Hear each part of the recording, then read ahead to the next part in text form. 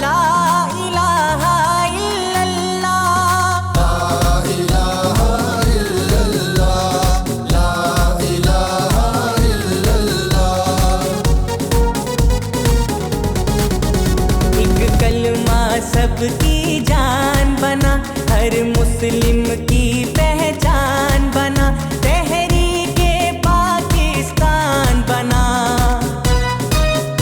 एक लहर चली तूफान उठा, ला इलाहा इल्लल्लाह, पाकिस्तान का मतलब क्या? ला इलाहा इल्लल्लाह, ला इलाहा इल्लल्लाह।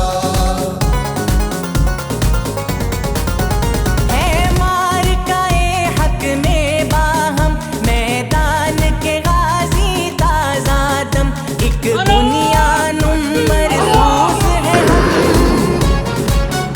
उठ बांध कफन मैदान में आ, ला इलाहा इल्लल्लाह, पाकिस्तान का मतलब क्या?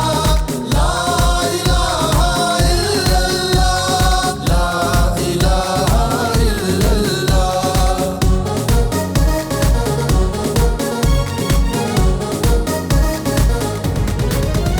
झपटेंगे फितना